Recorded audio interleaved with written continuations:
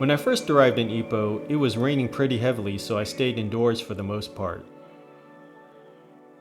After the rain let up the next day, I set out to explore. I crossed the bridge into Old Town, the most visited area in Ipoh amongst tourists, and came across the People's Park.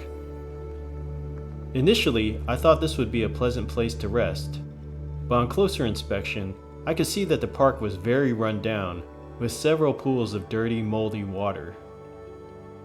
I spent the next couple of hours searching for street art and found several paintings. Like this one, of 3 children jumping at the same time, apparently trying to create the perfect Instagram photo. Or this one, of an old lady cooking while a boy sits close by. You can tell by the expression on his face that he's up to no good, and will probably urinate into the soup once the lady turns her back. That's why he's drinking so much. Some had a musical theme.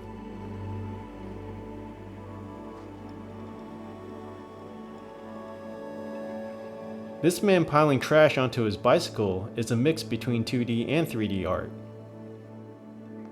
I don't know if this counts as street art or an ad for Grab, but I included it anyway. I assume this is Marilyn Monroe. The one of 2 children flying in a paper airplane was my favorite. And there were various other paintings that I saw.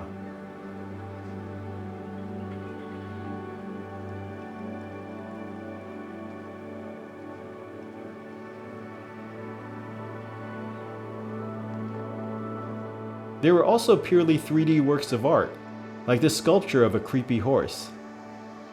And of course, there was the famous cone-shaped hat stuck to a wall at Market Lane.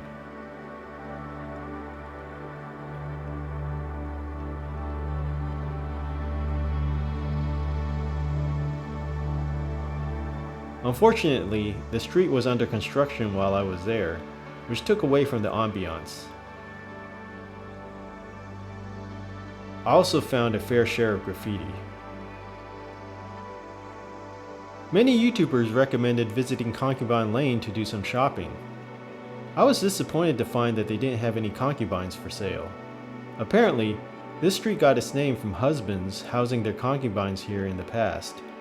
Since then, it has become lined with many shops. But most of the stuff I saw them selling were cheap trinkets or junky products. Honestly, I didn't think this street was anything special. I had lunch at an Old Town white coffee house. The meal was a little bland, but the white coffee was excellent. They also served this dessert where they put ice cream between 2 pieces of toast. And after trying it, I will never eat this combination again. Toast and ice cream don't mix.